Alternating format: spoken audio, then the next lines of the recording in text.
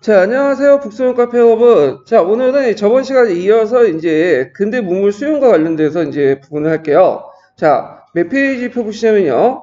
먼저 교과서 나가기 전에 그 강의 교재, 그 심화 강의 교재 357페이지에는 내용을 먼저 정리하고 그 다음에 교과서 내용을 한번 읽어볼게요. 자, 여기에서 이제 볼 건 뭐냐면 구한말 시대 때 이 근대 문물 수용에 대한 전반적인 내용이에요.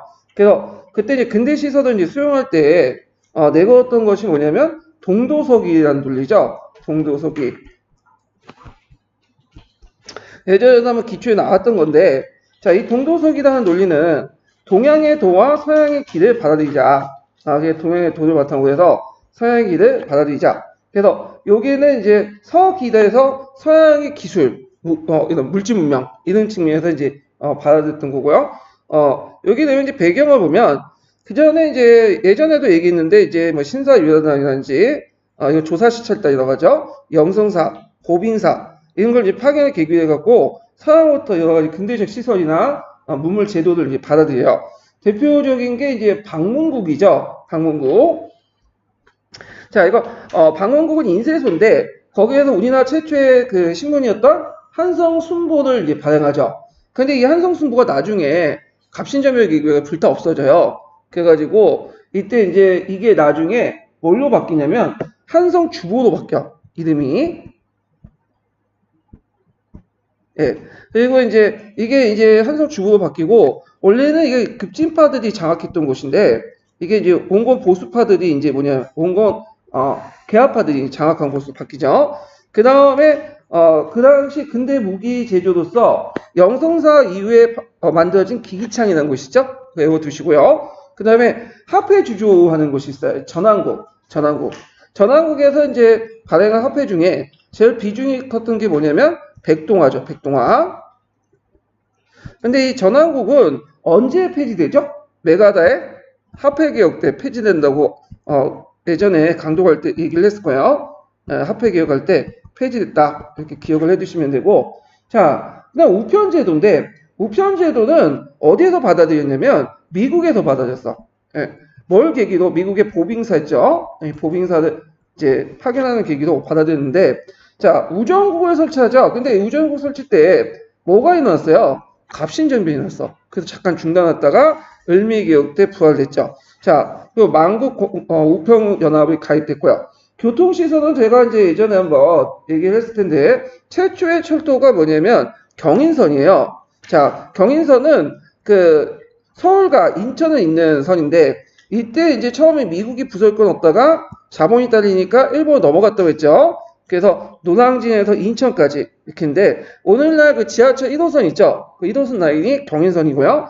그 다음에 이제 예전에 얘기했던 것처럼 너일 전쟁 중에 전후도에서 일본의 군사적 목적으로 부설된 것이 경부선과 경의선이고 요번에 시험 문제 나왔던 게 경의선 관련된 내용이죠. 그 다음에 전차는 아시아에서 두 번째로 만들었어요. 그래가지고 그 당시 한성전기회사인데 이 한성전기회사는 한미연합회사라고 보시면 돼요.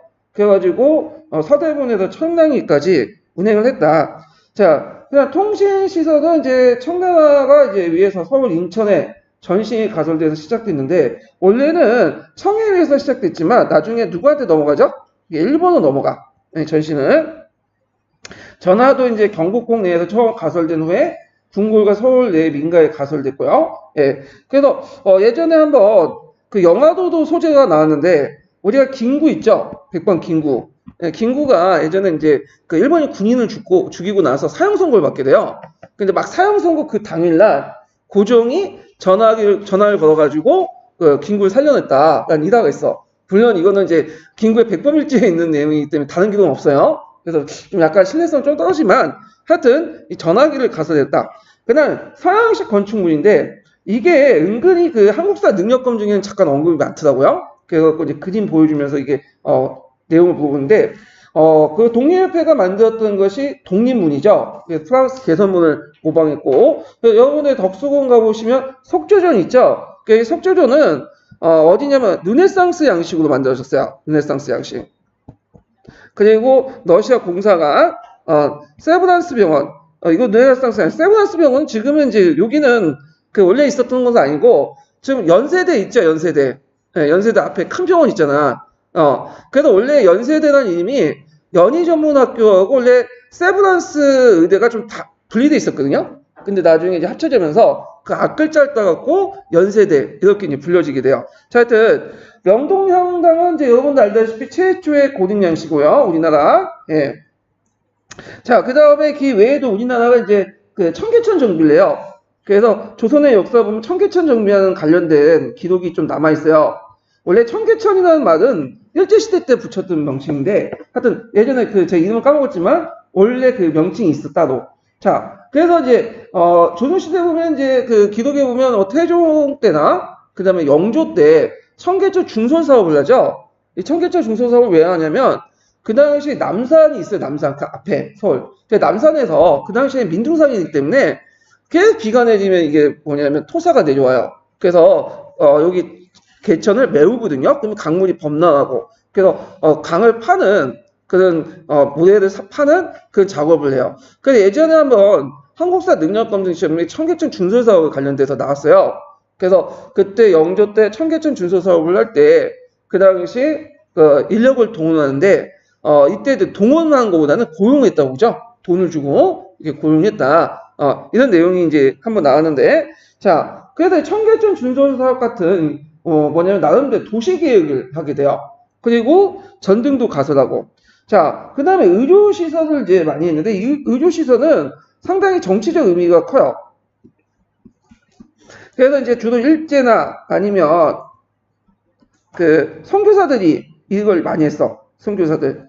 그래서 선교사들이 원래 이제 처음 들어올 때, 이런 병원들 많이 지었거든요. 병원들 왜 지었겠어요? 선교 목적으로.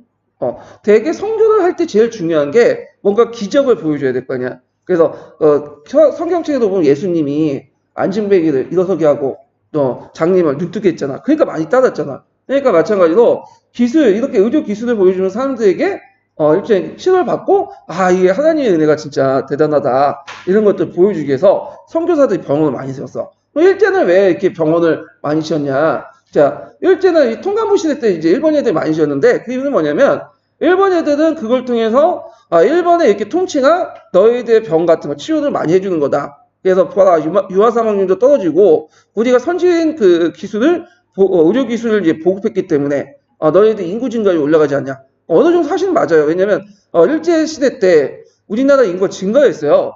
한 거의 2배 정도 증가를 했는데, 그 이유 중에 제일 중요한 게 뭐냐면, 이게 의료기술이 발달 때문에 그래요. 그래서, 저 유아 사망률이 제일 떨어뜨린 요인이 뭐냐면, 천연두하고, 그 다음 홍역이거든요. 근데 이 홍역과 천연두를 그 당시 말끔하게 좀 약간, 퇴치해줬어. 그리고 일본 애들이 모욕 좋아하잖아.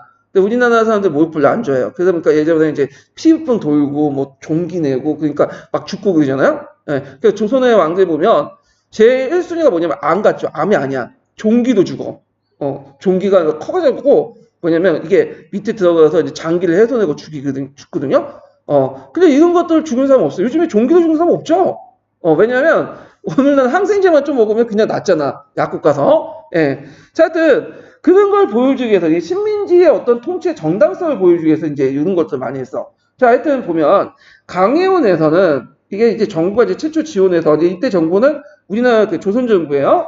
알렌이 하여튼 이제 있는데, 이 알렌이라는 사람 좀 이름 기억해 주세요. 이 사람이 그 선교사 원래 출신 의사예요. 원래, 그러니까 선교사면서 의사야.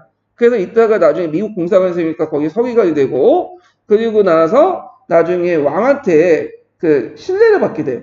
그래서 이제 나중에 이제 미국을 위해서 그 뭐냐면 여러 가지 이권을 따오는데 그 중에 이제 이렇게 운강 금강 있죠. 예, 운상 그쪽에 있는 금강을 따오는데 그 역할을 했던 사람이 알렌이에요. 예, 그래서 이 알렌은 이제 강상개발권, 철도부설권 뭐 해가지고 막대한 이득을 따내. 그래서 이제 나중에 중앙 미국 공사 대리공사까지 올라가게 되거든요. 자, 하여튼 이 알렌이 최초로 우리나라 정부의 지원을 받고 세운 게 강해원이고요. 그 다음에 강제원인데 강제원은 정부가 설립 국립병원이야. 예, 여기에서 이제 이렇게 지성이 무슨 법을 만들었죠? 의두법을 이제 널리 전파됐다. 이렇게 좀 기억을 해두시면 될 것 같아요.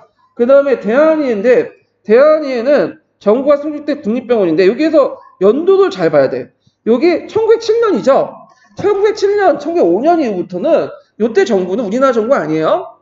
뭐죠? 통감부라고 보시면 돼요. 그래서 통감부가 세운 대한위원회다. 이렇게 이제 보시면 되고, 그래서 이제 저도 있고, 그 밑에 대한위원회는, 뭐냐면, 국립병원이면서, 그 다음에 의대 역할도 같이 해요. 그래서 지금도 보면 의대 보면, 여기 병원도 있고, 의대도 같이 있잖아? 네, 이런 거 연결시켜서 보면 되고, 그 다음에 자해위원인데, 자해위원은 이것도 몇 년을 봐야죠? 연도를 봐야 돼. 1909년이죠? 1909년은 뭐예요, 이거는? 이거는 통감부가 세웠다. 그래갖고, 각지에 세운 국립의료원, 이렇게 보시면 돼요. 그러니까 최근에 진주의료원인가? 거기 폐쇄됐죠? 그러니까 그 기호를 따지면, 요때부터 출발했다고 보면 돼요. 자의위원 틀에서. 자, 그 다음 의료국이라서 지석이 만들었고, 기독교 병원이 많이 났죠. 성경 목적으로 저도 이제 많이 했어. 그래갖고, 세브란스 병원.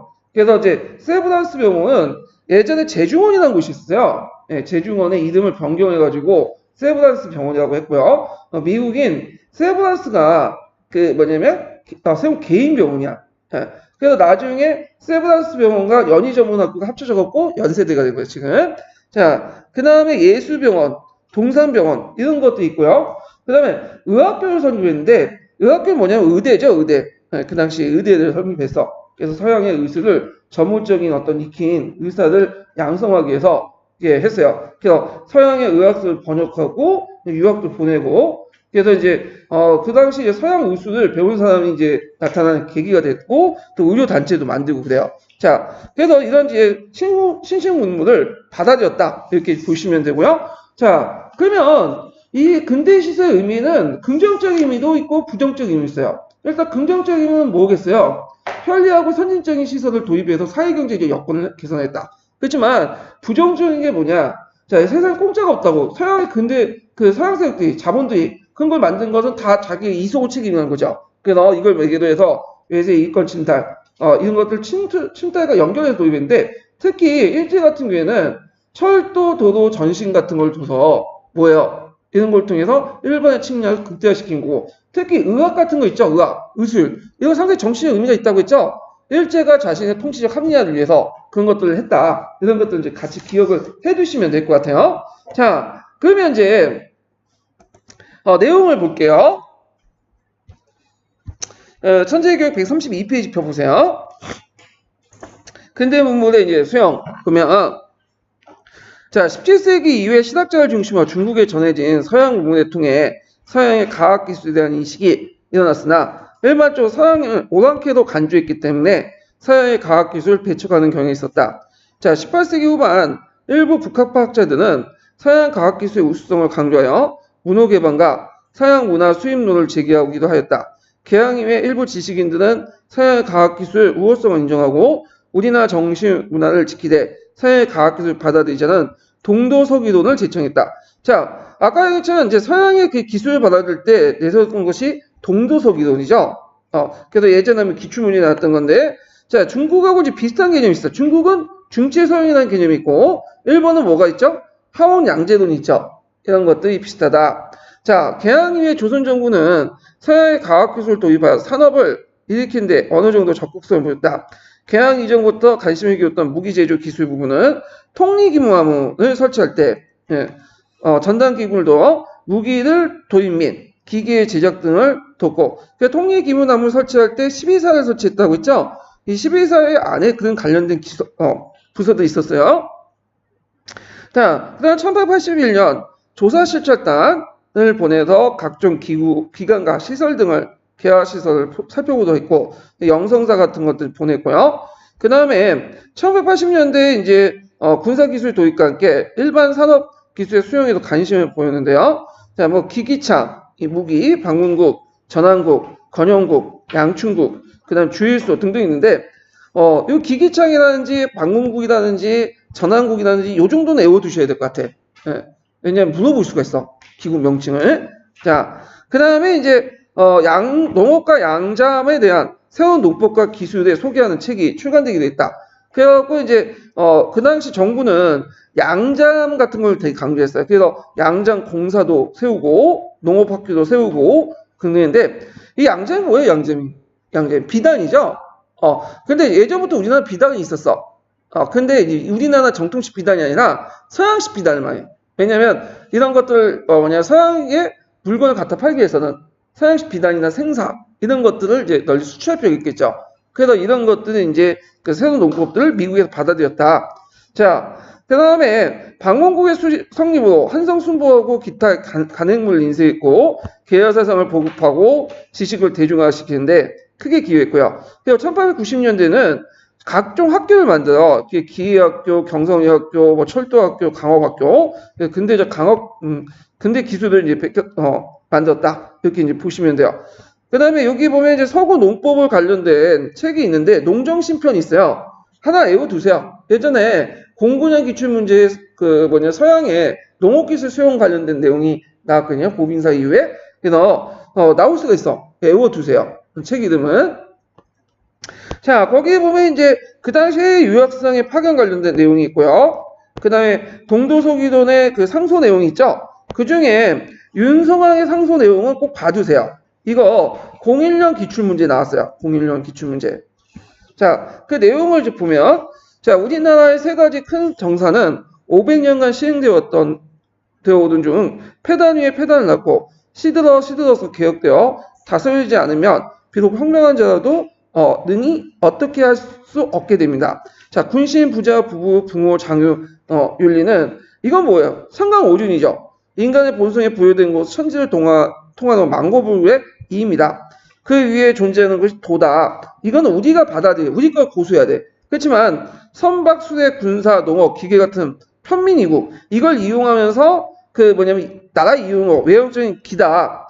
그래서 요 밑에 내용을 보면 불변의 이 도는 상강오륜은 옛것을 바탕으로 하지만 요런 이게 수대나 선박이나 군사 이런 것들은 뭐죠? 해외에서 받아와야 된다.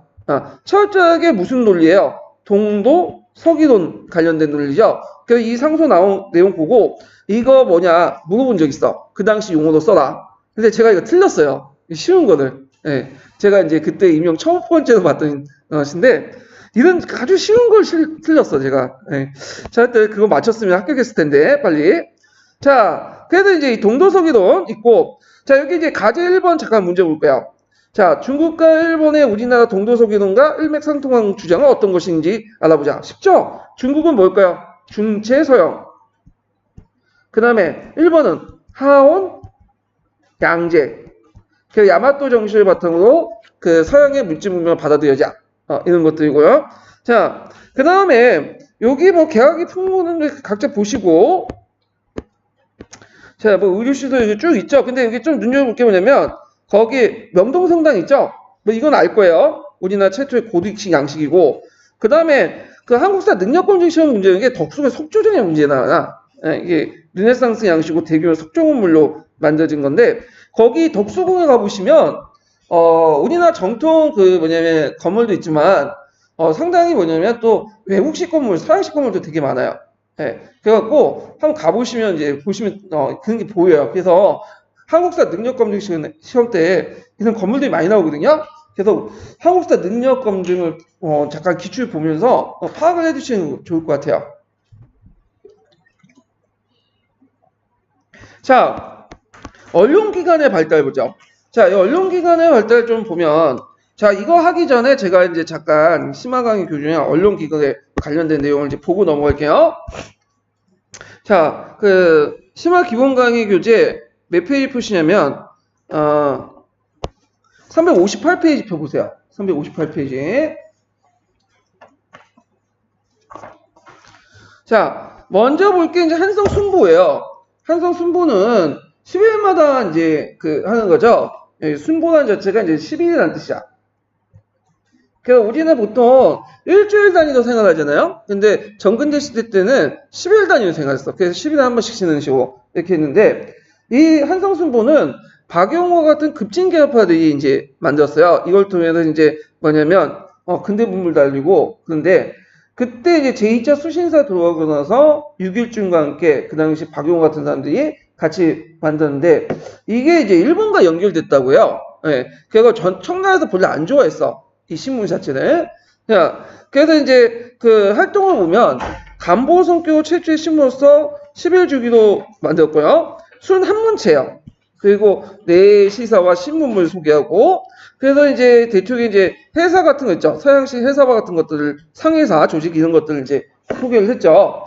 그 다음에 일시 폐단한 다음에 그 당시 갑신전면 때 그 당시 민중들에 의해서 불태가 없어졌거든요. 그래서 이게 이름이 다시 이제 한성주부로 이제 바뀌면서 그때는 국학문 홍유책을 하고 이때 상업 광고도 이제 싫어요. 그래서 나름대로 의미 있다. 근데 이때 특징은 국진파에서 이게 온건파로 바뀌어요.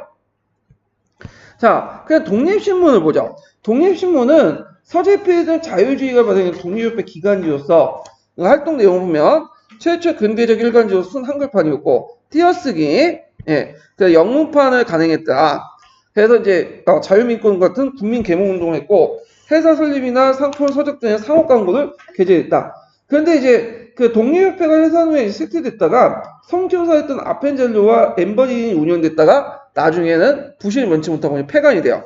대한민국신문 보죠. 요건 상당히 기억을 할 신문이겠죠? 그래갖고 그 당시 이제 영국인 베데린이 참가했는데 이게 상당히 비판적이야. 논문 논지가. 근데 그 당시에 정부가 그걸 건들지 못했어. 무슨 동맹 때문에? 영일 동맹 때문에. 예전에 말한 것처럼 국학문, 홍유판, 한글판, 영문판 이렇게 간행했고 신민의 기간지 역할도 했다. 그래서 이제 영일 동맹 때문에 검열을 먼저 받고요. 주표 양기탁이 1일 불가한 신문사 정문에 일본인들은 들어오지 마라 이렇게 막아놨어요. 그 다음에 이제 박은식, 신채호 등이 항일 논조를 피면서 을사조약 부인 친서, 그러니까 황제가 이제 고종 황제가 이거 부인 친서를 또 씻었고 의병운동에 대해서 호의적으로 봤죠. 자, 그래서 이제 그 있고 국제보상운동 참여했어요. 그리고 이제 여긴 없지만 우리가 알고 있는 이제 시일라 방송되고 한성신문에 있는 내용, 한성신문에 사람들이 보지 않았어요. 거기에서 이제 국가 정관 조치 했기 때문에 실제로 이제 시일라 방송대국에서 본 것은 대한민신보야. 그 예전에 한번 3년 전인가요? 그거 잘못 그 수능 문제 나왔죠. 그래서 복수점 다 처리하고 그랬는데, 자, 그런데 베델이 이제 1909년에 병사하니까 그 당시 1910년까지 가능하다가 총독부에 매수당해요. 그래갖고 일제기간이 매일신보로 속간이 돼. 근데 총독부가 왜 이걸 폐간시키지 않고 매일신보도 속간하는지 잘 모르겠지만 아마 이게 영향력이 너무 크다 보니까 그 당시에 제일 많이 팔리고 그래서 그냥 총독부 기간지로 만든 것 같아. 여기 한성신문 같은 경우에는 개신유학자들, 주로 강무정권에 참여했는 사람들이야. 그러니까 구본 신청을 바탕으로 했던 그걸 바탕으로 점진적 개혁을 주장했던 건데, 자, 국학문 홍요체인 항일지도 장지연의 시릴러 방송되고 이런 것들이 이제 있고 그것 때문에 정가를 당했죠. 예. 그 다음에 유교 구신론. 유교 구신론이라는 것은 뭐냐? 그 당시 이제 그 유교에 대해서 상당히 비판적인 내용을 적어놨어요. 그래서 형식적인 유교를 비판하고 그 다음에 실학과 양명학을 관심을 갖는 거죠. 누가 주장했죠? 유교 구신론은? 박은식이 주장했죠? 박은식이. 예, 양명을 바탕으로. 그 다음에 구본 신청을 바탕으로 한 점진적 개혁을 주장했죠. 봉안회를 지지하고. 근데 이제 다른 신문과 마찬가지로 의병운동을 비판했어. 그래서 되게 한일 신문들, 그러니까 그 당시 신문들 특징이 뭐냐면 의병운동에서 되게 비판적이에요. 예국개몽운동의 뭐 맥락에서 보시면 돼요. 근데 유일하게 의병운동을 지지했던 것은 대한매일신보다 이렇게 기억을 해두시면 되겠죠. 자, 그 다음에 이제 넘어가 제국신문이 있어. 제국신문은 순 한글 대중지야. 그래갖고 부녀자들 대상으로 한 계몽적 일간지로서 여자들을 보기 때문에 좀 비하는 암신문 이렇게 이제 했고요. 그다음 만세보가 있죠. 만세보는 뭐와 연결돼 있죠? 천도교와 연결됐어. 천도교 호원을 오세창이 창간했고 일진을 공격했고 여권 신정을 뭐냐면 강조했다. 근데 이 신문도 좀 아쉽게도 뭐냐면 나중에 1909년인가 그때 그 이인직이 인수를 해요. 이인직이라는 사람이 이인직. 그래서 이제 이 사람이 대한신문이나 이름으로 바뀌어. 그래갖고 이게 친일신문으로 전환이 돼. 예. 자, 그 외에도 이제 기타 신문들 쭉 보면 뭐 볼 건 없어요. 국민신보, 대한민보, 경향신문 있는데 그 중에 눈여볼 게 경향신문이죠. 경향신문은 카톨릭 교회 기간지예요, 처음에. 그런데 이게 경향신문이 계속 오래 갔어. 지금도 있잖아요, 경향신문. 그러니까 가늘고 길게 간 신문이야. 그래갖고 이제 이 경향신문이 나중에 이승만 때는 상당히 야당지 역할을 하는 거야. 그러니까 그 지금 예전에 이제 그 지금 기레기라고 욕을 먹는 그 한겨레 신문 역할을 경향신문은 이제 그 역할을 했어. 그래서 이승만 때 경향신문을 폐간을 시켰죠. 논술 하나로 수입 잡고 이건 나중에 또 얘기할 텐데. 자, 그래서 일제는 그 당시 신문지법이라는 걸 공포해가지고 일제가 내린 이제 그 당시 그 법이에요. 그래서 이걸 이제 내려가지고 그 당시 사전 검열을 통해서 뭐냐면 그 내용을 삭제하고 그 폐간시킬 수 있는 그런 권한을 일본 총독부가 이제 얻게 되죠. 자, 그러면 참고로 그 당시 이제 그 부한마 시대 때 일제가 내렸던 여러 가지 그 악법이 있어. 이 신문지법 같은 이제 그런 법률을 내릴 수 있는 근거가 1907년 정리 7조약 이후에 입법권이 누구한테 넘어가요? 통감부한테 넘어가죠. 그 근거로 했는데, 자, 신문지법도 있고, 그 다음에 보안법 아시죠? 보안법. 보안법이 뭐예요? 우리나라의 이제 집회 결사의 자유를 막아버린 거죠. 그래서 신민회가 이 보안법 때문에 실제 비밀 결사 활동을 하게 되고, 그 다음에, 그 출판법도 있고, 그 다음에 사립학교법, 이런 것도 있죠. 사립학교법. 그 다음에 뭐 학회정. 이런 것들이 다 뭐냐면, 그 당시 통감부 시기 때 만들었던 악법 중에 악법이에요. 네. 자, 그래서 이 내용도 이제 파악을 해봤고요. 그러면 관련된 내용을 이제 좀 볼게요. 아이고.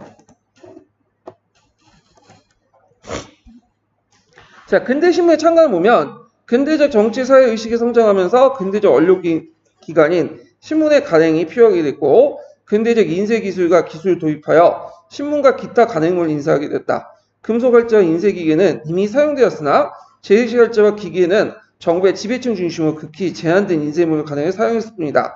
자, 이때 도입된 근대적 인쇄 기술에 의해서 간행된 그 각종 신문과 출판물은 개화사상을 보급하고 예국 계몽사상을 고취하여 지식을 대중화하는 데 상당한 역할을 했다.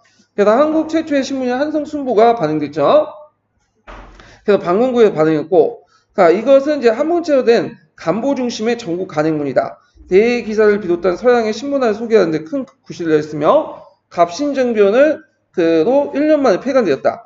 이후 제도를 바꿔서 이제 한성 주부에서 국문, 학문 또는 수남골 기사 이런 것들이 있고요. 1896년에 서재피 독립신문을 창간하면서 본격적인 근대신문으로 간행이 됐죠. 주 3회 발행으로 시작으로 뒤에 일간으로 발전된 독립신문은 한글과 영문판, 그래서 영문판 한 면 정도 있어요. 그래서 이걸 통해서 일반 대중들의 근대적 지식과 국권, 민권사상을 고취시켜 제도했으며 독립협회가 해체된 후에 1899년까지 간행되었다. 자, 거기 이제 한성순보 창간사가 있고 그 독립신문 창간 논수 있죠? 이거 좀 기억을 해두세요. 예. 이거 좀 어렵게 문제 나오면 예를 들어서 제가 만약에 출제진이냐면 한성순보 창간사 이렇게 해놓고 요 신문이 뭐와 관련돼 있냐 물어볼 수가 있어. 그러면 이거 어디에서 단서를 찾아야 돼?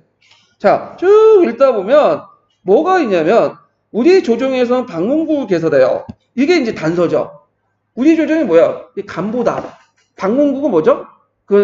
출판한 곳이죠. 그래서 이렇게 이제 찾아내야 돼. 단서들. 예. 자, 그리고 이제 거기에 보면 이제 독립신문이 내용이 있죠. 그것도 한번 읽어보시고요. 자, 그 다음에 대한제국 시기 여러 신문들 보면요. 독립신문에 이어서 1898년 남궁이 창간한 한성신문과 1904년에 영국인 베델이 양기탁과 함께 창간한 대한매일신보 등은 언론기관이 국민계몽과 애국심 고취에 큰 목을 담당했고 본격화된 일제 식민지화 계획을 정항했다. 한성신문은 국학문 일간지도 발간하여 유학자층의 계몽에 앞섰으며 을사조약을 체결되자 조약의 체결 과정과 그 경과를 상세히 실어 보도했으며 주필 장지연의 논술인 그거 외워두셔야죠. 시일날 방송되고 예, 요거 이제 나올 수가 있으니까 외워두세요. 시일날 방송되고 뭐 쉽지만 암기해 두시는 게 좀 좋을 것 같아요. 자, 시일날 방송되고 유명하다. 그래갖고 있고 그 다음에 이제 대한매일신보 있는데, 대한매일신보는 국문, 국학문, 영문, 이렇게 이제 간행된 그 신문인데, 양기탁, 신채호, 박은식으로 집필지로 구성됐고, 일제의 침략성을 폭로했으며, 경제적 구분운동을 전개된 국채보상운동도 했죠. 요 베델도 있고, 자, 일본 일제 통감은 베델을 국외추방으로 전개했어요. 근데 이제 예전에 얘기한 것처럼, 베델이 눈에 가시니까, 그 당시 베델이 추방하려고 했는데, 영국이 체크를 걸었죠. 영국이 이제 치해법권이 있으니까, 우리가 재판을 내고 추방을 하겠다. 재판을 했어. 결국엔 추방했는데, 완전 추방은 아니라, 잠깐 홍콩인가? 거기에서 약간 뭐 몇 개월 동안 하고 다시 돌아왔어요. 그래서 이제 울분에 쌓여가지고 술만 먹다가 그냥 죽게 돼요. 예. 자, 그래서 양기탁도 이제 국채보상 의혹을 횡령했다는 혐의로 체포돼요. 회부했으며 무죄로 석방되었다. 자, 대부분의 신문들 민중의 무장투쟁을 폭도로 매도했으나 여기에서 대한매일신보는 항일의병을 보는 등 입장을 달리했다. 요것 때문에 이제 일제 공격을 받게 돼요. 이게. 자, 이 밖에 이종일, 이승만 등이 대중과 부녀자들을 대상으로 하여 국문의 일간지를 창간한 제국신문이 있고요. 그 다음에 송병희, 오세창 같은 천도교 같은 만세보, 대한민보 이런 것들이 국민 계몽의 일부를 이들을 담당했고, 자, 국외 활동을 좀 보면요. 자, 국외 교포사회 중심으로 교포의 계몽과 건의의 신장을 위해서 많은 신문이 발견됐는데, 미국에서는 이제 신한민보와 합성신문이 있고, 그 중에 좀 눈여겨볼 게 뭐냐면, 신한민보는 외워두세요. 이 신한민보는 대한인 국민회라는 조직이 있어요. 그 미국에 큰 조직이 있는데, 이 대한인 국민회의 기간지야. 대한인 국민회. 그래서 이 신한민보에서 뭐가 예전에 시험 문제 나왔냐면, 이게 11년 기출문제일 거야, 아마. 그때 가정부를 건설하자. 가정부는 뭐예요, 가정부는? 임시정부죠? 임시정부. 그러니까 임시정부와 관련된 내용이 여기 나와요. 그래서 예전에 기출문제 나왔던 것이 신한민보라는 신문이야. 그래서 그거 외워두시는 게 좋을 것 같아. 예.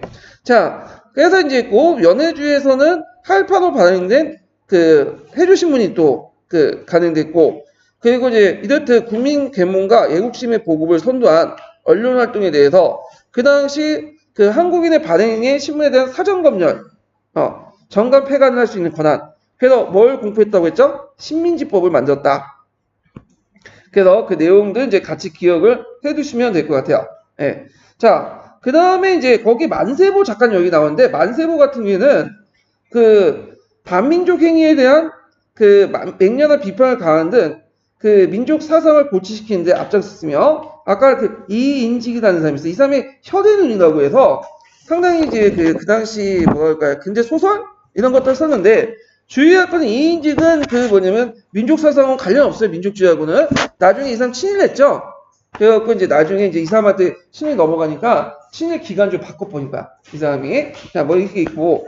자, 거기에 보면 이제 탐구활동 보면, 한성신문에 쓰는 장조연 시일러 방송되고 있죠. 요거 외워두시는 것도 좋을 거야. 외우고는 익혀두시는 게 좋을 것 같아. 이게 나올 때 이게 1차 사전 명칭이 뭐냐. 시일러 방송되고. 쉽지만, 장조연은 이제 나중에, 예전에도 말했지만 친일했어요, 이 사람도. 막판에. 그래가지고, 막판에 어디냐면 이제, 매일신보라고, 그때 이제 대한매일신보가 습관돼갖고 이제 친일됐잖아요. 거기 주필냈어요. 주필해놓고는 일본 애들 창양 관련된 내용도 쓰고, 그래서 서훈이 박탈당하고 있어요. 예. 근데 그 사람은 그 뒤에 이제 활동이고, 그 당시에는 민족주의자였어요. 그러니까 그 당시를 봐야지. 솔직히 이강수도 이팔 독립선언서 초안서 만들었잖아. 근데 이팔 독립선언서 이강수가 나중에 친일했다고 해서 그게 부정되는 거 아니잖아요. 예.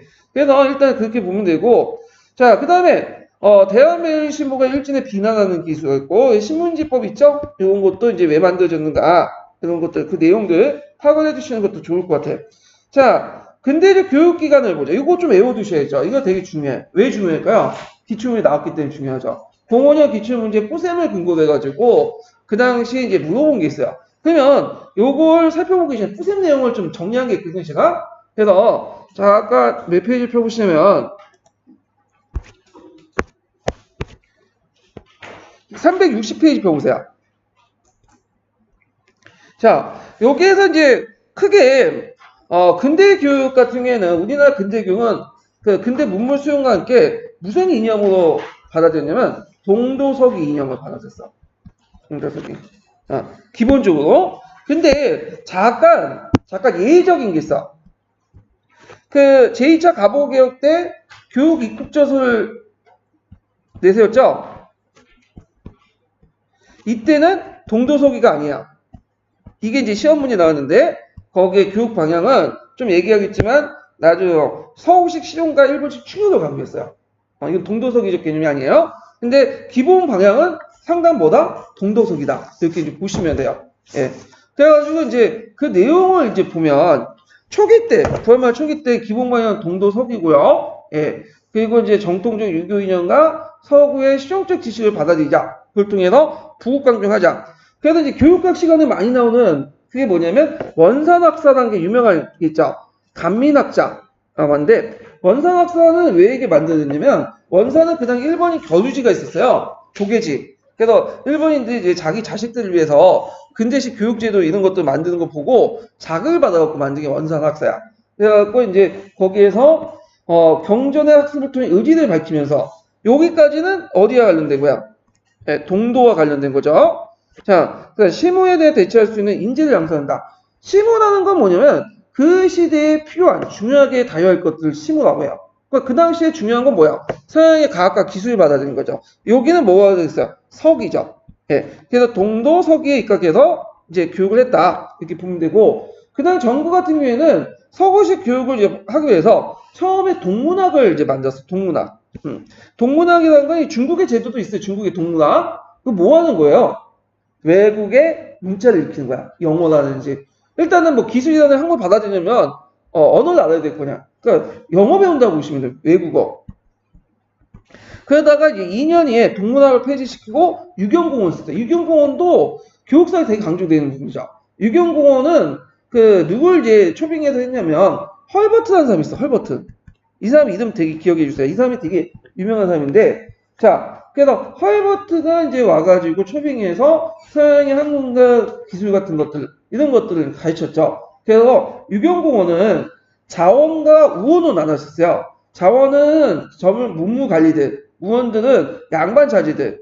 그래서 이제 했는데, 그러니까 최초의 관리학교로서 이제 유명하죠. 네. 그래갖고 1886년에서 1894년 한 8년 동안 있었던 학교고, 헐버트 같은 선교사들이나 이런 여러 가지 이제 서양 사람들 이제 모셔다가 이제 뭐냐 교육을 시켰다. 그래서 이제 보통 이제 구함할 때 이제 활동했던 여러 그 외국인들이 있어. 근데 제가 나름대로 이제 예전에 나왔던 좋은 놈, 나쁜 놈, 이상한 놈 영화 있죠. 제가 10년 전에 봤던 영화인데 좋은 놈도 있고 나쁜 놈도 있고 이상한 놈도 있어. 좋은 놈은 뭐예요? 헐버트, 베델 이런 사람들이 좋은 놈이죠. 예. 그 다음에 이상한 놈은 멜렌도우프가 좀 이상해.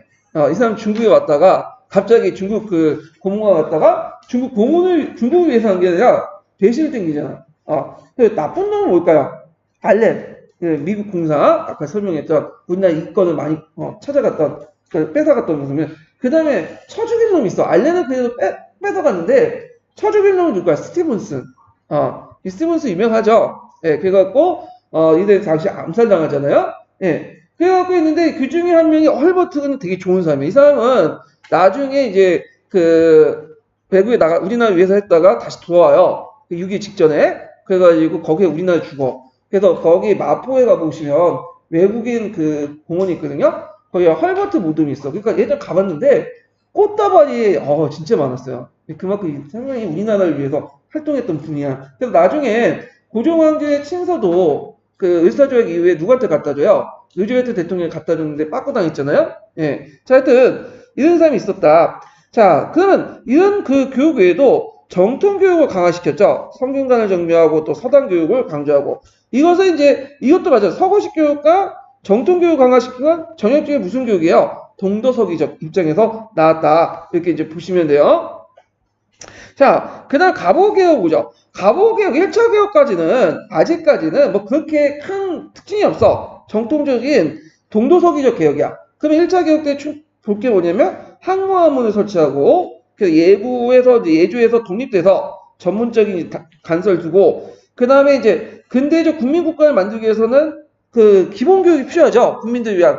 그래서 이제 소학교와 그의 이제 인재 양성, 그 뭐냐면 사범학교 설립 방침을 정해요. 예, 물론 이제 뒤에 만들어졌지만 일단 성립 방침을 하는데 언제가 중요하냐? 가보개혁 이후야. 2차 가보. 이게 되게 중요해. 이게 이제 시험 문제 나왔던 거죠. 자, 2차 가보개혁 때는 여러분들 알다시피 일본의 간섭이 본격화되죠. 그래갖고 그 당시 교육 입국 조서를 공표해요. 근데 여기에서 중요한 게 뭐냐면 종전의 동도서기적인 어떤 입장이 빠졌어. 그리고 뭐만 강조하냐? 자, 근대 국민 육성을 목표로 해가지고 서구식 실용과 일본식 충원만 강조해. 요게 예전에 기출문제 나왔어요. 이때 추구했던 교육 방향 해가지고 나왔죠. 그래서 이제 서구식 실용은 예전에 시문하는 측면에서 볼 수 있죠. 이거는 서구다 측면에서. 근데 일본식 충현은 뭐냐? 그럼 우리는 충현 안 했냐? 왜 정통적 유교에서 충과 호를 강조하잖아. 근데 이 일본식 충현은 좀 다른 개념이야. 우리나라의 충이라는 개념은 효난 개념은 절대적이죠. 예전에 충이라는 개념은 뭐예요? 상대적이죠. 왕이 왕답지 못하면 뭐예요? 바꿔칠 수 있는 거야. 왕이 왕다야지만 충성을 하는 거죠. 그래가지고 이제 우리가 뭐 중종 반정이나 인조 반정이 반정이 일어나는 게 다 그거. 이거 최근에도 그랬잖아. 우리나라 대통령이 대통령 답지 못하면 뭐예요? 바꿔쳤잖아. 그 이승만도 그렇고 그다음에 최근에 박근혜도 쳐냈죠. 예. 그러니까 우리의 충이라는 개념은 상대적인 개념이지 효만큼 절대적 개념이 아니야. 근데 일본 같은 경우에는 나중에 전국시대 때 혼란을 겪고 나니까 이제 성략을 받아들였잖아요. 일본의 성략은 뭐냐면 상하 전분의 이하. 각기 역할을, 주어진 역할을 충실하고, 거기에서 윗사람이, 아랫사람 윗사람을, 능상. 그러니까, 경륜하지 못하고, 하극상을 완전히, 방지를 하는 그런 내용이에요. 절대 충성을 해야 돼. 그럼 뭐 때문에 그런 거야? 전국시대 겪어왔으니까. 그래서 하다 보니까, 일본식 충효는 뭐냐면, 절대적인 거야, 이거는. 너희들이 부모님을 대한 것처럼, 군주도 똑같이 대하라. 셔군도 그렇고 다이마도 그렇고 그렇게 돼야 그런 거야. 그러니까 일본에서는 밑으로부터 왜 어떤 변화가 없어요. 일본 같은 경우에는 지금까지 민중이 뭐 정권 교체하고 그런 거 없죠. 우리나라는 있지만. 네. 그리고 일본과 가미가제 있죠. 이 가미가제 해갖고 뭐 국가를 위해서 돌진해라. 그 우리나라한테 그 사람한테 요구하면 미쳤냐 내가 그 짓하게 막 도망가잖아. 일본은 아니에요. 예. 그래서 마약 좀 먹고 처먹고 그냥 돌진해 버리지. 그게 다 일본식 충유에서 나온 거야. 그래서 이런 것들을 강조했다. 자, 그렇지만 이제 일본의 영향을 상실되면서 아가파천 후에 다시 뭐냐면 동도서기적 개념으로 다시 들어와요. 그래서 뭐 이거는 뭐 중학교를 설립하고 성균관을 정비하고 상공학교나 외국학교 등 관립학교를 설치하고 등등등. 그 다음 것도 좀 기억을 해두시면 되고요. 그 다음에 사립학교를 이제 많이 세우죠. 그래서 민족사학들, 예국 개몽운동에 영향을 받아서 대성학교, 오산학교, 뭐 보성학교, 진명여학교, 개신교 선교사들 확장인데 배제학당, 이학당, 경신학당, 정신여학교, 숭신학교. 여기 나오신 분들 좀 있죠? 여기 위에서 언급했던 거기 좀 눈여겨볼 보성학교는 이제 오늘날 고려대학교 전신이고요. 그 다음에 뭐 이학당은 이하여대 전신이죠.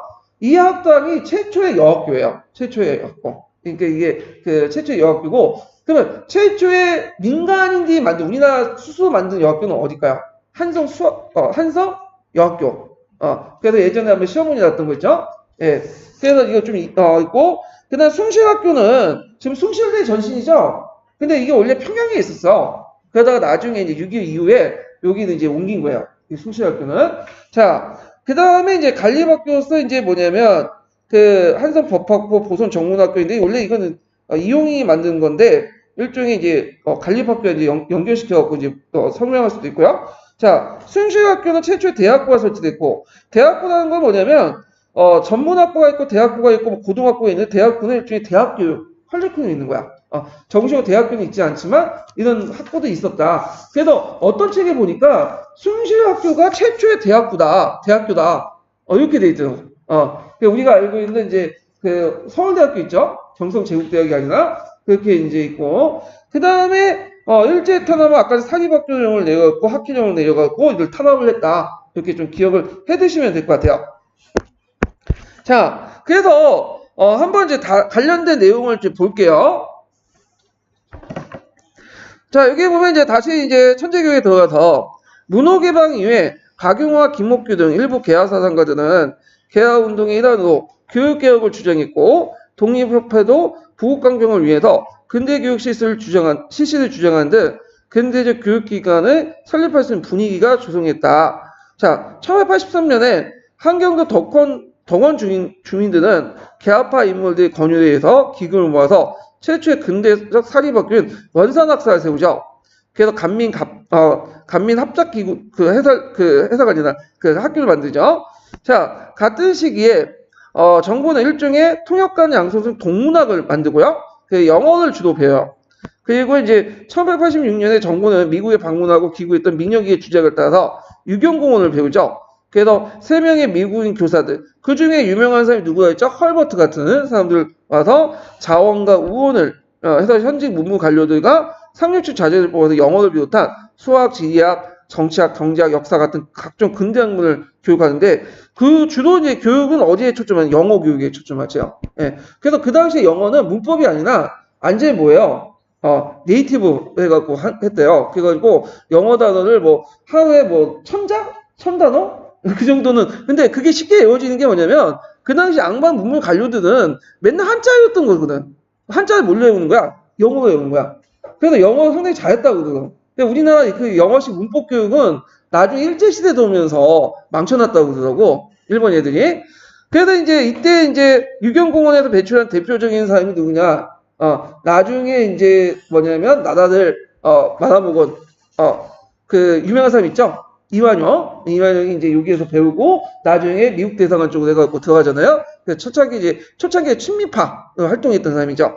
자, 그래서 이제 이런 내용들 같이 기억을 해두시고, 자, 거기 이제 유경공원 좀 외워두세요. 유경공원. 네, 되게 유명한 거죠.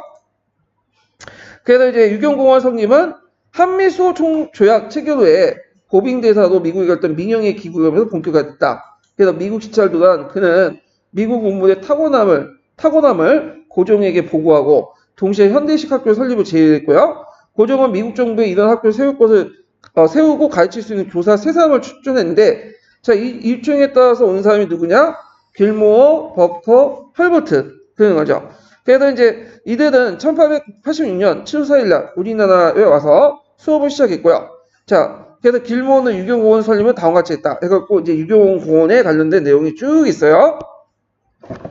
자, 그 다음에 가보교육에 의해서 학부학원이 이제 설치되고 근대적 교육기관의 성립과 운영을 담당했다. 자, 국가의 부강은 국민의 교육에 있다. 그다음에 교육입국조서인데 이 교육입국조서는 좀 찾아서 봐두세요. 예전에 기출 사료에 나왔기 때문에 나올 가능성이 있고, 그 다음에 한성사범학교 간제. 한성사범학교 간제 이것도 외워주세요. 왜 외우냐? 이것도 예전에 시험 문제 나왔어. 이 한성사범학교는 뭘 양성하기 위한 거죠? 소학교 교원을 양성하기 위한. 여기 이제 나왔죠. 이 한성사범학교. 오늘날 어디에 전신이에요? 네, 서울 교대의 전신이야. 서울 교대. 최근에 막 징징대고 그런 학교도 있죠. 네, 대표적인. 자, 하여튼 그게 있고 외국어 학교 간제를 공부하고 그 다음에 한성사범학교 이제 개교했고요. 같은 해 이제 소학교를 공부해서 수업 여하는 6년의 관립소학교를 서울과 지방 관찰부 소재지에 설립하였다.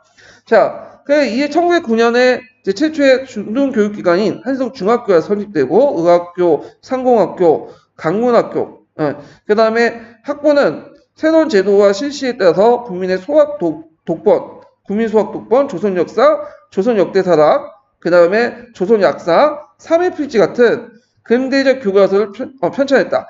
그 중에 좀 눈여겨볼 게 뭐냐면 예전에 한번 잠깐 역교동 관련된 거 나온 게 조선역대사락이에요. 그래서 그 당시 학교에서 발행된 교과서 관련된 내용은 파란 책하고 남색책 부분에 자세히 설명돼 있죠. 관심 있는 분들 보시고, 거기 또 눈여볼 게 뭐냐면 삼해필지라는 곳이 있거든요. 삼해필지. 엄밀히면 이거 삼해필지는 학부에서 발행한 건 아니에요. 그거 이제 원래 처음 만들 때는 그냥 헐버트가 있죠. 헐버트가 이제 들어오면서 교과서가 마땅한 게 없으니까 나중에 자기가 한글을 익힌 다음에 이 사람이 삼해필지라는 교과서를 만들어요. 그래갖고 이제 뭐 역사, 지리 이런 것들을 이제 소개시켜 주는 건데, 이게 가끔씩 이제 근현대사 교과서라든지 한국사 능력검증 시험에 잠깐 이제 기출사료도 많이 나와. 삼해필지. 그러니까 외워두시는 것도 좋을 것 같아. 그래서 이제 있고, 그래서 각종 근대적 교과서를 집필했다, 편찬했다. 자, 그 다음에 이제 그 유학 정책을 했고, 그 다음에 간비 유학생들 선발해서 이제 보냈고 등등등 이런 것도 있고요. 자, 여기 있네요. 교육 입국 조서 이거 좀 파악해 주세요. 예. 자, 그 다음에 사립학교 성기 보면, 자, 1880년대 주로 기독교 선교사들이 들어와서 이제 했고, 배제학당, 그 다음 이학당, 그 다음 경신학교, 이런 것들이 세워졌다. 그 다음에 알렌이 국립의학기관이, 의료기관이 강혜원에서 의학교를 부서됐고, 그 다음에 장로가 감리교에서 이제 정신여학교, 뭐 숭실학교, 배아여학교, 이렇게 해갖고 이제 여러 학교들이 세워졌어요. 주로 이제 선교사 계통의 학교들은 뭘 보급하기 위해 세워진 거죠? 기독교 선교를 위한 거야. 거기에 부수적으로 여권 신장이나 신식생활 방식. 그래서 이제 최초의 여학교가 이하학당이죠. 이하학당. 예. 자, 그래서 이제 있고, 그래서 이제 유능한 교육자를 양성하고, 그 다음에 서양의 문물과 사상을 전달하고 개혁시키며, 그 남녀평등과 민주주의를 가르쳤다. 근데 이 학교는 좀 약간 한계가 있는 게 뭐냐면, 선교 목적이기 때문에 정치적 문제에는 좀 간섭 안 하려고 해. 이런 것도 있어, 좀. 자, 그 다음에 이제 뒤에 보면 정부의 학교 설립과 방향에서 민간의 교육 활동도 같이, 활발했는데, 그때 이제 우리나라의 근대적 사립학교에 오신 원상학사 이후에, 여러 학교들이 이제 세우게 되죠. 그래서 이제 쭉, 보면. 근데 이제 이에 대해서 통감부가 사립학교령을 이제 공포해요. 그래서, 사립학교의 내용이 여기 있는데, 보면, 일제가 민족교육의 운동을 탄압하기 위해서 1800년에 1908년에 사립학교를 방파하여 그 시설의 규모를 엄격히 규정하고 많은 사립학교가 강제 폐교되었다. 그래갖고 이때 이제 폐교된 학교가 상당히 많았다. 이렇게 좀 기억을 해두시고 그 당시 애국개방운동기는 일종의 교육을 정치였어요. 그 당시 실력 양성을 위한 수단이었죠. 그래서 이걸 통해서 국권회복운동을 전개했는데 이때 이제 유명한 학교들 보면 이제 아까 침에 언급했던 뭐 양정의숙, 휘문이숙, 대성학교, 오산학교, 숙명학교, 진명여학교 이런 것도 있었고 그 다음에 전문 고등교육기관으로서 보성전문학교, 뭐 한서법학교 이런 것도 있었다. 사립학교는 주로 역사, 지리, 위생, 정치학, 경제학, 법률학 이런 것들 이제 서양의 신학문과 사상 등을 비롯한 그 산술, 대수 같은 수학도 가르치고요. 그 다음에 관림학교에서 도외시했던 국어, 한국사, 한국지리 이런 걸 중점적으로 공부했다. 그러나 교과서는 그 당시 학부의 검열을 받았죠. 예, 그래가지고 제대로 이제 민족 정신을 쓰지 못하기 때문에 사립학교 자체에서 별도의 교과서를 만들었다. 그래서 이제 그 옆에 영신학교에서 만든 교과서가 있어요. 보시고 자, 그 다음에 이제 뒤에 넘어와서 자, 여기에는 이제 여러 학교들이 있는데 뭐 학교도 이름 쓰고 나오진 않겠죠. 예. 자, 그 다음에 이제 여기 보면 그 교과서 국학연구를 볼게요. 국학연구.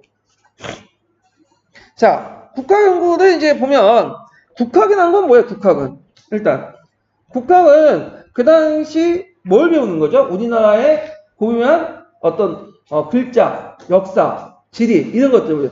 근데 여기에 국학은 초점은 역사하고 어딜까요? 한글이에요. 역사, 한글. 여기 초점을 맞춰서 지금 보시면 되는데 자, 신학의 뿌리를 두고 있는 국학연구는 예국개방운동에 의해서 국사와 국어를 연구하여 민족의식을 고취시키는 방향으로 전개되었다. 먼저 역사학은 가보개혁 이후에 설립된 관리학교에서 한국사, 외국사 교육이 시작됐으며 정통 역사에서 벗어나 점차적인 근대적인 학문으로 발전됐다. 그러니까 예전에 정통적 역사학의 특징이 뭐죠? 경사일치적 어떤 성격을 띠고 있죠. 이런 것들을 이제 벗어났다는 거예요. 그래서 근대적인 어떤 방법론, 연구 방법론 같은 거 있죠. 랑게차오 같은 그 사회학적 방법론 같은 거를 가지고 와요. 그리고 이제 1900년대 후반에는 각급 사립학교 증가로 많은 역사 교과서 편찬됐고 국사는 대부분 개설서였고 외국사는 주로 일본어나 중국어본을 번역한 거야. 그래서 만국사, 독립사, 개혁사 등 있었다. 또 이 시기에 외국의 침략에 맞서 국가의 수호와 국난 극복을 영웅들에 관한 전기들이 있었다. 그래서 그 당시에는 어떤 인식을 갖고 있었냐면 영웅이 와가지고 우리를 구원해 줄 거다? 이런 생각을 갖고 있었어. 그래서 뭐 신채호, 박의식 그런 사람들이 막 영웅정을 썼어. 이순신, 을지문덕저 막 등등은. 근데 이런 사고방식이 나중에 바뀌게 되죠. 언제? 1919년에. 그래서 3.1운동을 계기로 해갖고 이제 영웅이 아니라 뭘로 바뀌죠? 이제는 독립의 운동의 주체는 민중으로 봐야 된다. 그렇지만 구한말 때까지 국권 상실하고 1910년대까지는 뭐 이순신이나 울진군도 같은 대단한 영웅들이 도와서 우리를 이제 구원해줄 거냐 그런 이제 어떤 그 사관에 좀 있었어요. 어떤 생각이. 그 다음에 1908년에 신채호가 대한매일신보에 독사신론의 사도를 발표했다. 그러니까 이 원래부터 이 독사신론은 독립된 책이 아니라 대한매일신보에 연재한 사돈을 바탕으로 묶어가지고 만든 책이 독사신론이에요. 근데 독사신론은 좀 외워두세요. 이건. 그래서 단지 신채호가 1908년에 대한매일신보 연재한 글들 묶어서 만드는데 민족의 역사 전체 전개의 주체를 보고 근대적 민족주의의 역사의 초석을 잇다. 그러니까 민족을 역사의 전개 주체를 보는 거죠. 이건 지금은 당연한 소리인데 예전에는 그 역사의 그 주체는 민족이 아니었어요. 뭐였죠? 성군, 왕이었죠. 예. 자, 그래서 이렇게 나오는데 왕조 중심의 정통사학을 극복하고 나오는데 또 일제 신민사학에 대응했다. 그래서 민족주의 사학의 방향을 제시했다. 만약에 독사신론의 어떤 의했어라, 사학사학자에 의했으면 왕조 중심의 정통사학을 극복하고 일제 신민주의 사학을 대응하는 민족주의 사학의 연구 방향을 제시했다. 이렇게 쓰시면 되겠죠? 그다음 박은식, 장지현, 현채 등의 개신유학자들은 정통사관을 완전히 벗어나지 못했으나 국혼을 강조했다. 그래서 대표적인 사람이 누구예요? 박은식이죠. 박은식이 항상 강조하는 게 뭐야? 혼, 정신 이런 것들을 강조했고, 자, 그 다음에 이제 최남선 박은식이 뭐 조선 강문회를 설립하고 뭐 동국통감이나 해동역사 같은 고전들을 보급했다. 그리고 우리나라 국민은 훈민정음이 창제된 이후 입으로 국어를 말하면서 그다음 한문을 쓰는 일치가 아니라 이치에, 그러니까 말하는 거와 쓰는 것을 이치 기형적인 문장생활을 했다. 문자생활을 했다. 그러나 가보개혁 이후에 공문서가 국학문 홍용체로 바뀌죠. 이 국학문 홍용체를 크게 보급시킨 사람이 누구냐면 유길준이 쓴 서유건문이라는 책 있죠. 이 책이 이제 국학문 홍용체를 쓴 최초의 문장 그 책이에요. 예, 서유건문.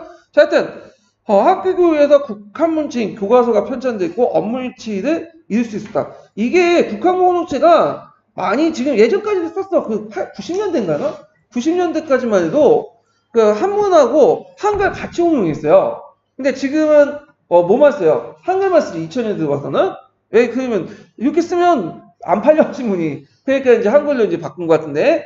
자, 그 다음에 이제 독립신문과 제국신문들이 국문을 발간하여 일반 대중과 부녀자들이 계몽에 집결될 뿐 아니라 급하게 여러 신문의 국학문 홍용으로 정통적인 한문치에 벗어나서 업문일치의 움직임을 보였다. 그 다음에 구한말 시대 때 학교에서 국문연구소를 설치했죠. 이거 외워두세요. 국문연구소. 그래갖고 이제 국문 정리와 국어의 새로운 이해체계를 확립하는데 크게 기여를 해줬어요. 그래서 이제 그때 이제 활동했던 국문연구소에서 활동했던 사람들을 이제 보면, 자, 여기 뭐 그 주시경, 유길준, 지석영, 이봉원, 이능한 이런 것들인데 요게 좀 눈여볼 사람이 주시경이에요. 이 사람은 그 국어문법을 정리해서, 그래서 국어문법 등을 이제 저술해가지고 국가의 독립과 발전을 추구하는 민족주의 입장에서 국문 연구를 해요.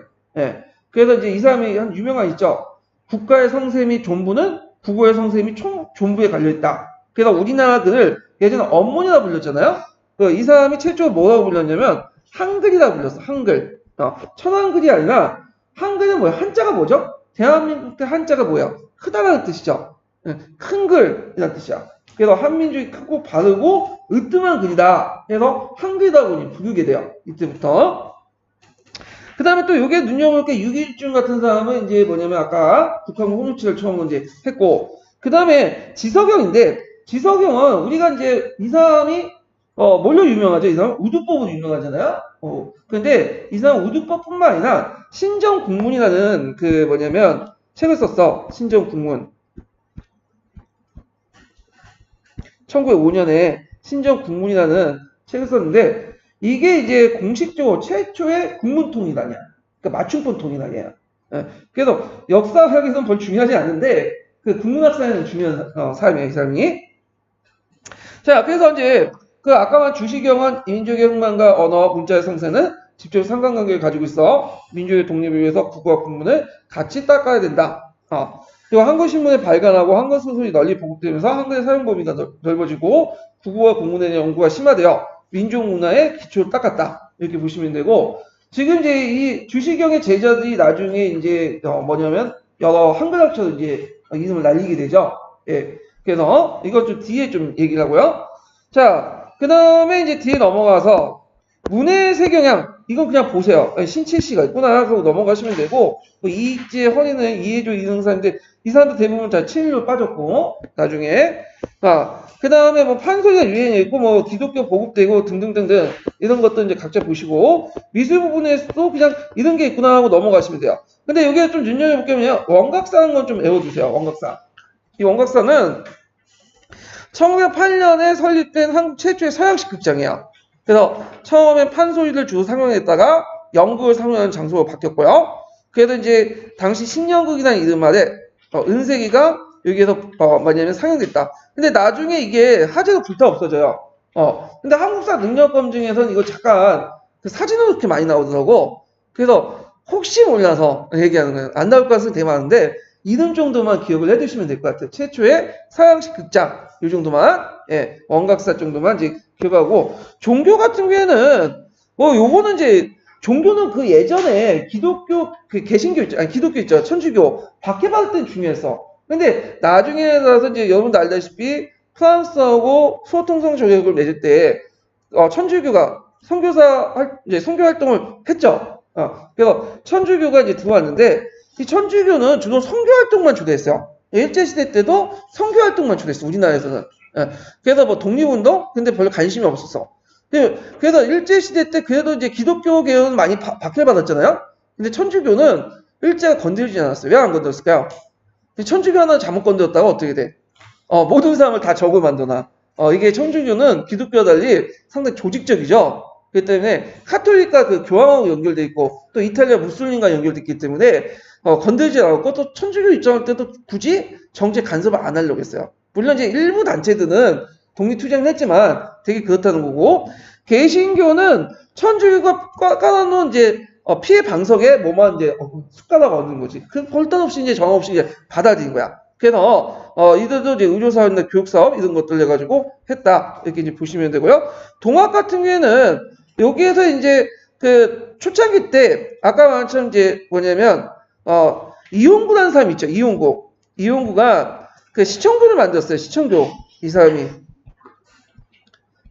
근데 원래 이 이용구가 그 송병한테 찾아서, 이거 원래 송병이가 이제 잠깐 일본 만명 갔을 때 일본에 가갖고 이제 내가 한번 동학교들 다시 조직하겠다.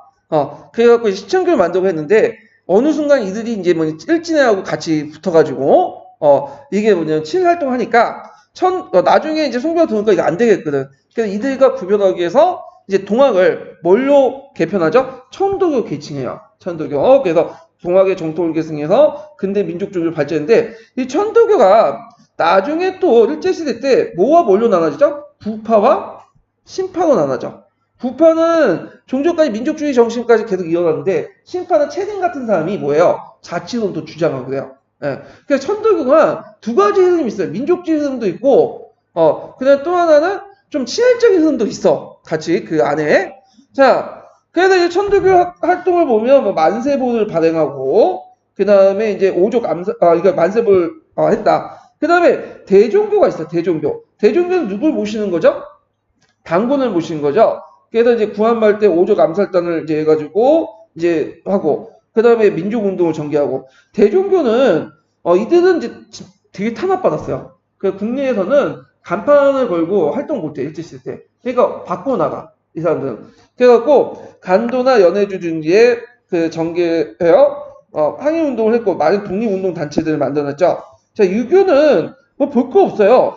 유교의 대표적인 사람 박은식이 뭐다? 유교구신론? 이 정도만 기억을 해주시면 돼. 자, 유교구신은 뭐와 연결돼 있죠? 양묘와 시당 이런 것들까지 이제 했고, 그 다음에 불교도 이제 볼 거 없죠. 그 다음에 일제 통관부의 어떤 통제를 벗어나려고 항해호가 조선불교 유신론을 제시해요. 그래서 조선불교 유신론 이런 걸 좀 기억을. 그래서 그 당시에 이제 그 승려들이 너무 무식하고 하니까 좀 교육을 해야 된다. 그다음에 기독교, 천주교는 포교 활동하는데 왜 우리 가만히 있냐? 우리도 같이 포교하자. 뭐 이런 게 이제 조선 불교 유신론이야. 그래서 유교 구신론하고 조선 불교 유신론 명칭 대표적인 사람 그 정도 기억을 해두시면 될 것 같아요. 자, 거기에 이제 개학의 이제 종교 활동인데 종교 자체보다는 제 생각에는 이게 더 중요한 것 같아요. 그림이. 왜냐 한국사 능력검 중에 항상 그 구한말 때 건축물 나올 때 이게 나오거든요. 천주교 약현성당, 개신교회 정동교회, 천도교회 중앙대교단. 뭐 교회 다니시는 분은 다 알 거예요. 이런 것들. 그 다음에 이제 여기 항해 불교 유신론 이런 것도 이제 있고 그 유교 구신론의 내용 있죠. 요거 좀 봐두시고요. 자, 그래갖고 이제 이렇게 해가지고 한번 쭉 해서 구한말 부분을 정리를 했고요. 그 다음에 이제 일제시대로 넘어갈게요. 일제시대. 자, 일제시대는 좀 쉬었다 갈게요. 이거는요. 예.